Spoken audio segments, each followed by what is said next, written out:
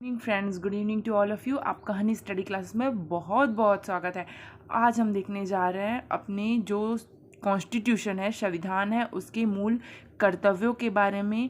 जो आर्टिकल किस में दिया गया है, कौन कौन से मूल कर्तव्य हैं और कौन कौन से मूल कर्तव्य के अनुच्छेद, इन सब के बारे में देखेंगे। चलिए बिना टाइम वेस्ट के आज के इस इम्पॉर्टेंट टॉपिक को स्टार्ट करते हैं। स्टार्ट करने से पहले मेरे इस वीडियो को लाइक करें, चैनल को सब्सक्राइब करके रखिए ताकि नेक्स्ट वीडियो का नोटिफिकेशन आपको टाइम पर मिल सके।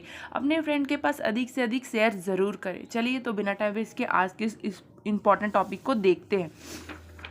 सबसे पहले देखते हैं फ्रेंड्स मूल कर्तव्य। मूल कर्तव्य होता है क्या? मूल कर्तव्य वे कर्तव्य होते हैं जो मानव को अपने कर्तव्य समझकर करना चाहिए, जिस पर किसी भी प्रकार का दबाव नहीं है। अगर वो नहीं भी करता है तो इसके लिए वो बाध्य नहीं है।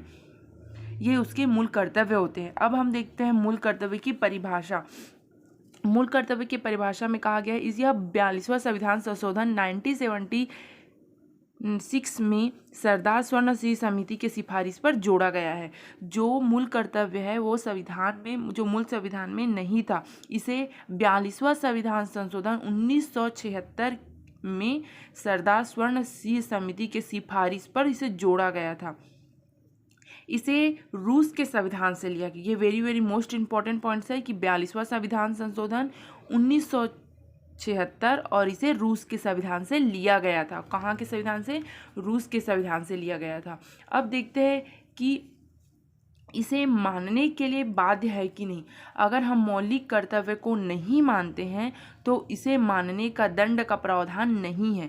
यह रूस के संविधान से लिया गया है। 42वां संविधान संशोधन 1976 के स्वर्ण सिंह समिति के सिफारिश पर, और इसे मानने के लिए कोई अपराध नहीं है।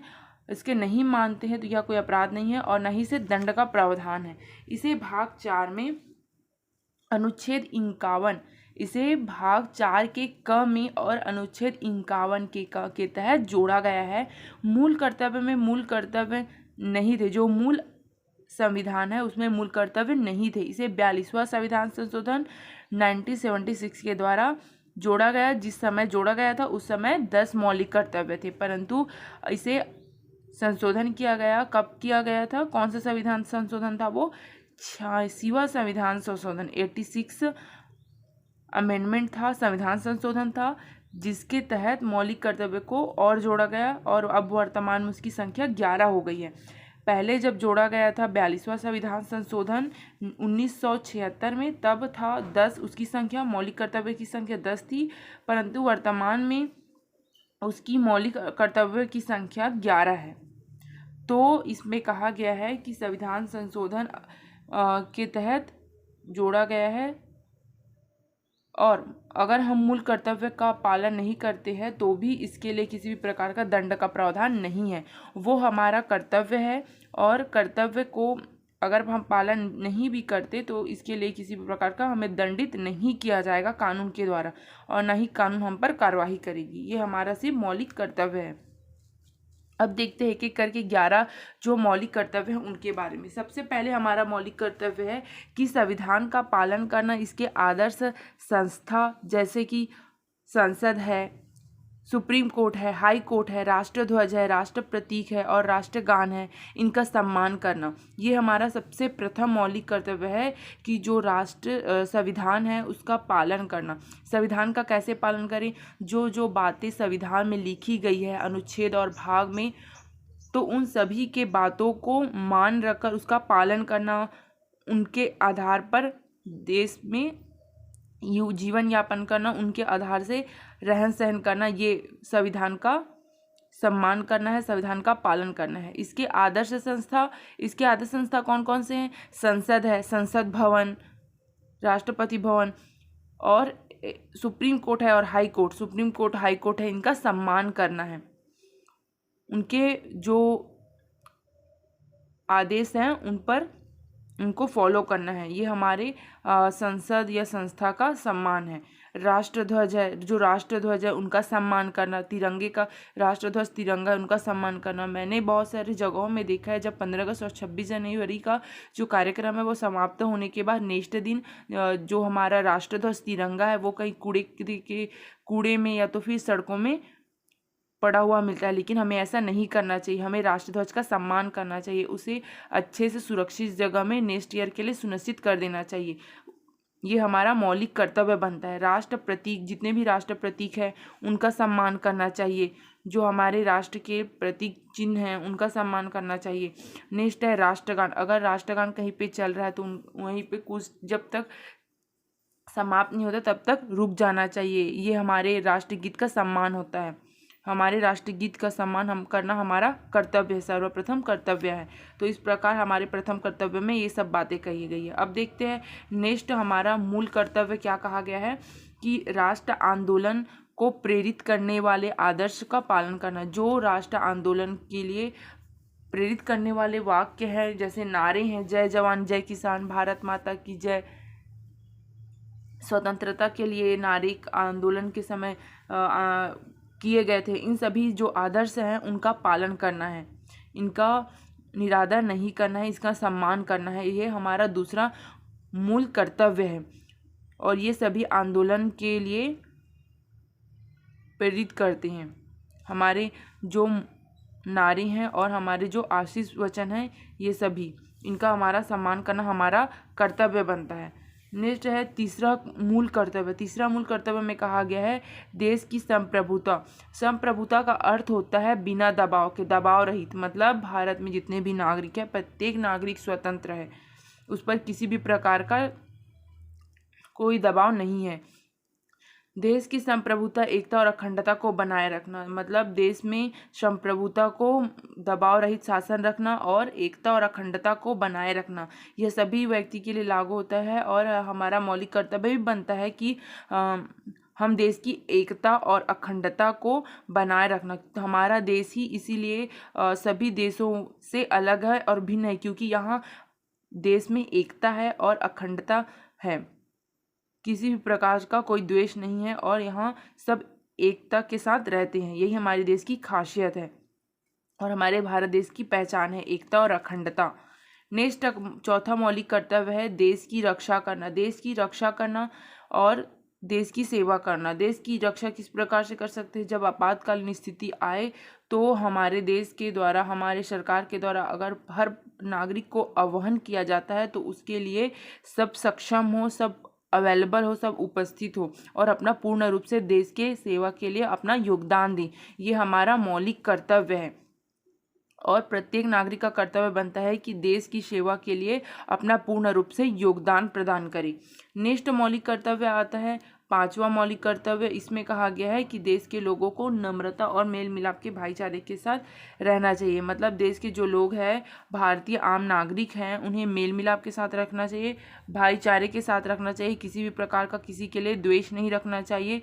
धार्मिक मुद्दों पर तो बिल्कुल भी लड़ाई नहीं होना चाहिए। भारतीय सभी एक हैं, एकजुट होकर रहना चाहिए और यह हमारे देश की सबसे बड़ी खासियत बात है, क्योंकि हमारे देश में सभी प्रकार के धर्म और जाति के लोग निवास करते हैं, फिर भी हमारे देश में भाईचारा और एकता बनाए हुए हैं। इसी वजह से हमारा देश सभी देशों की तुलना में अलग ही पहचान लिए हुए हैं। अब देखते हैं छठा मौलिक कर्तव्य। इसमें कहा गया है देश की समृद्धि, गौरवपूर्ण समृद्धि की रक्षा करना। देश की गौरवपूर्ण समृद्धि की रक्षा करना, देश के समृद्धि तथा गौरवपूर्ण की रक्षा करना, ये हमारा मौलिक कर्तव्य है और जो समृद्धि है उसमें देश का पूर्ण योगदान करना। अब है हमारा सातवां में कहा गया है वैज्ञानिक दृष्टिकोण को अपनाना। वैज्ञानिक दृष्टिकोण को अपनाना भी हमारा मूल कर्तव्य के अंतर्गत आता है, क्योंकि मूल कर्तव्य में यह बताया गया है कि वैज्ञानिक दृष्टिकोण, ऐसे बहुत से रूढ़िवादी और कुप्रथाएं हैं फ्रेंड, जिसको त्याग कर हमें आधुनिकता की ओर अग्रसर होना होगा, तभी कहीं जाकर हमारा देश विकसित देशों में हमारा देश भी आएगा।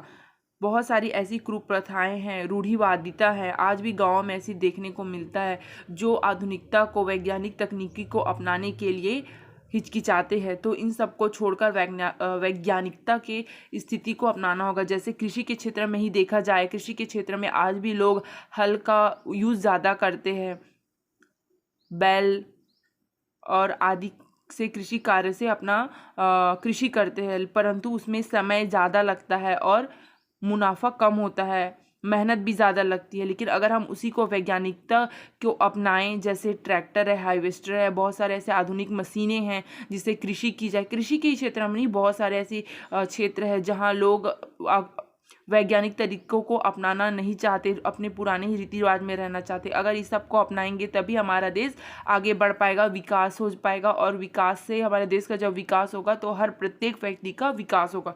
तो इसलिए वैज्ञानिकता को और वैज्ञानिकता दृष्टिकोण को अपनाना भी हमारा एक मूल कर्तव्य है। जो 7वां मूल कर्तव्य है उसमें इसका वर्णन किया गया है। नेक्स्ट है हमारा 8वां मूल कर्तव्य। 8वां मूल कर्तव्य में बताया गया है कि पर्यावरण और वन्य जीव की रक्षा करना है। हर व्यक्ति, मतलब प्रत्येक व्यक्ति का यह जिम्मेदारी है, यह कर्तव्य है कि वो पर्यावरण को रक्षा करे। क्यों पर्यावरण की रक्षा करे? क्योंकि पर्यावरण है तभी हम है, और हम है तो हमारा जीवन है। तो पर्यावरण की रक्षा करना बहुत ज़रूरी है।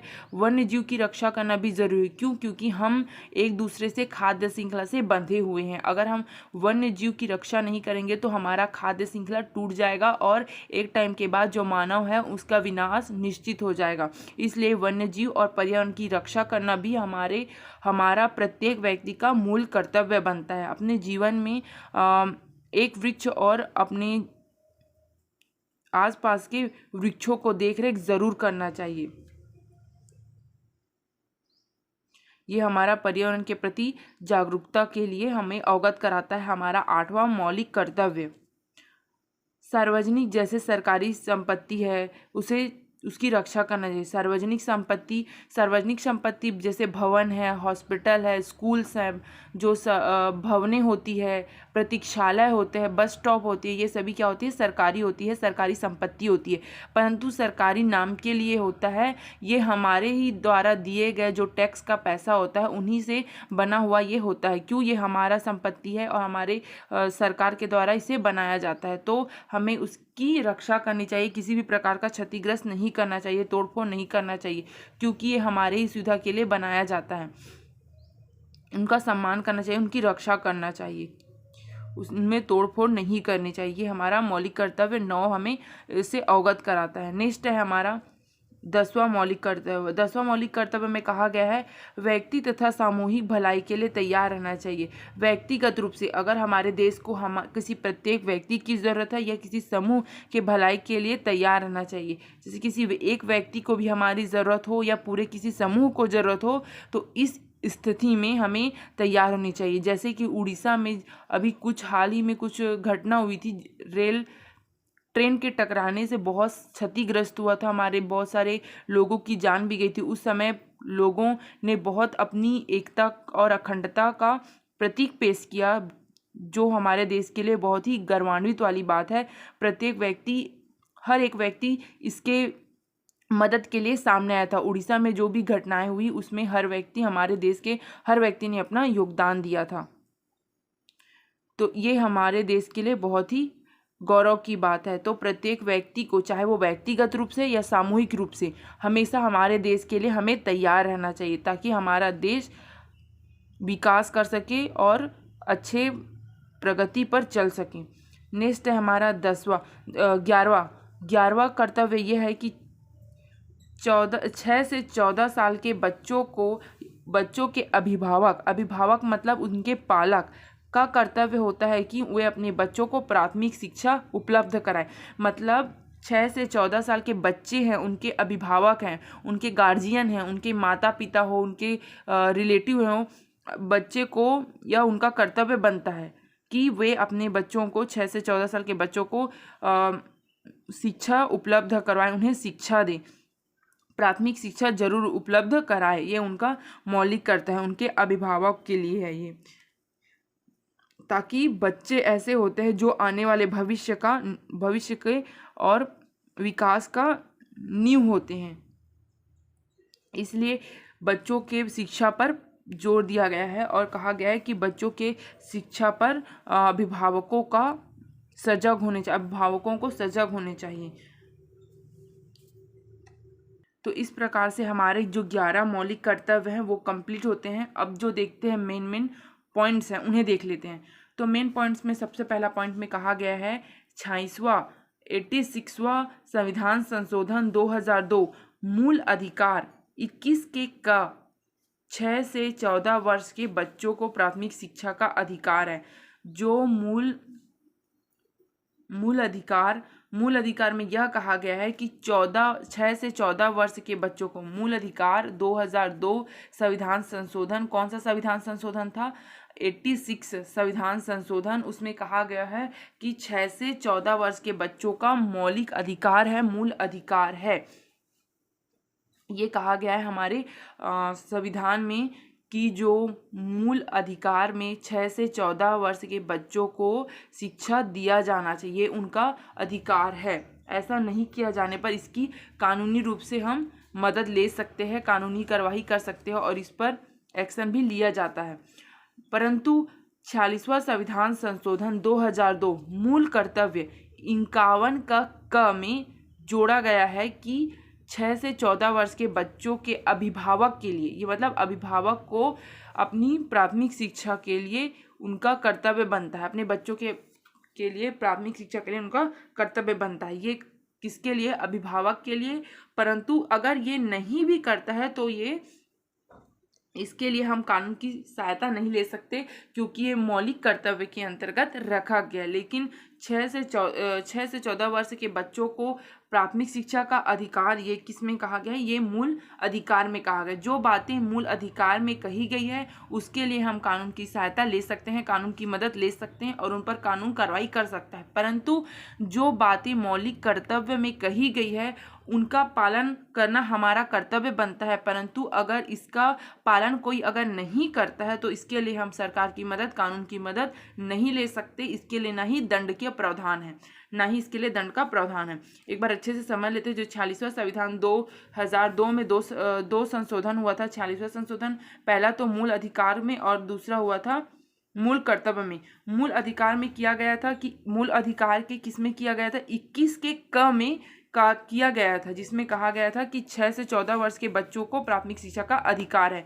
परंतु 46वां संविधान संशोधन 2000 में मूल कर्तव्य में कहा गया है कि 51 के क में 6 से 14 वर्ष के बच्चों के अभिभावक के लिए, ये अभिभावक के लिए ये वेरी वेरी इंपॉर्टेंट है, आपको याद रखना बहुत ज़्यादा ज़रूरी। ये क्वेश्चन पूछ सकते हैं। 51 के क में कहा गया है कि प्राथमिक शिक्षा देने का कर्तव्य है अभिभावकों को। ये अभिभावक के लिए, उनके गार्जियन, उनके माता पिता के लिए, और ये इसके लिए किसी भी प्रकार का कोई दबाव नहीं है, लेकिन ये उनका कर्तव्य बनता है। और इसके लिए अगर वो ऐसा नहीं करता है तो किसी भी प्रकार का हम कानून की मदद नहीं ले सकते। तो ठीक है फ्रेंड्स, आज के लिए बस इतना ही रखते हैं। मिलते हैं नेक्स्ट वीडियो में नेक्स्ट टॉपिक के साथ। तो बस आज के लिए इतना ही। मेरी इस वीडियो आपके लिए हेल्पफुल रहा हो तो लाइक करें, चैनल को सब्सक्राइब करके ज़रूर रखें ताकि नेक्स्ट वीडियो का नोटिफिकेशन आपको टाइम पर मिल सके। अपने फ्रेंड्स के पास अधिक से अधिक शेयर करें, कमेंट करें। जब आप कमेंट करते हो मुझे बहुत ज़्यादा मोटिवेशन मिलता है आपके कमेंट से, और मैं आपके लिए ऐसे नए नए वीडियो लेके आती रहूँगी। तो bye bye, see you, take care. मिलते हैं नेक्स्ट वीडियो में।